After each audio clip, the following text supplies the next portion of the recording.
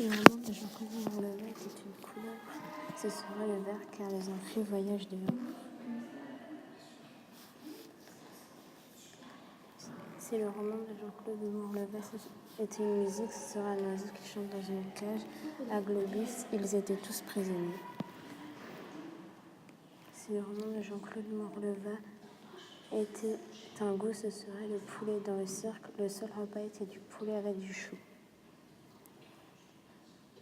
Si le roman de Jean-Claude Morlevet était un objet, ce serait une charrette. Durant leur voyage, Shaouni et Lucia voyagent dedans, tirés par Tillman et Monsieur Manchetou.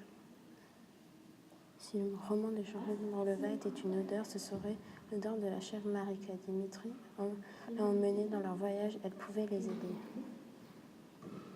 Si le roman de Jean-Claude Morlevet était un plat, ce serait une île flottante. Quand Tillman vole, il est aussi très léger.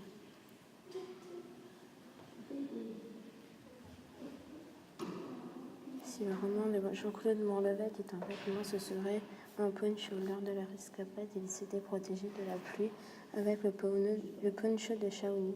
Si le roman de Jean-Claude Morlevet était un adjectif, ce serait libre. Quand ils s'enfuient du cirque Globus, les amis se sentent libres. Si le roman de Jean-Claude Morlevet était un sentiment, ce serait la tristesse. Quand Tillman s'est fait kidnapper, il était triste d'être séparé de sa famille. Si le roman de Jean-Claude Morlevet est un lieu, ce sera un village. Le cirque ambulant se présente là-bas.